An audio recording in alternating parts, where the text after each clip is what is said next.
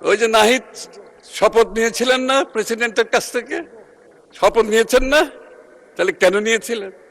শপথ নিয়ে মন্ত্রী হয়েছেন, এখন আপনি মন্ত্রী নাই, আপনি বিরোধী দলে বসে আছেন, এখন আবার প্রেসিডেন্টকে আপনি ইনস্টিটিউশন হিসেবে তার সম্মানটা থেকে বঞ্চিত করছেন। মানে স্পিকার, আরেকজন সদস্য যে প্রেসিডেন্টকে নিয়ে যে অনেকগুলো উক্ত করেছেন, প্রেসিডেন্টের প্রতি আমার কোনো ভালোবাসার আছে আমি বলতে পারবো না, কিন্তু president is an institution. President is an institution, ব্যক্তি না। হ্যাঁ, ওই যে নাহিদ শপথ নিয়েছিলেন না প্রেসিডেন্টের কাছ থেকে? শপথ নিয়েছেন না? তাহলে কেন নিয়েছিলেন? আপনার যদি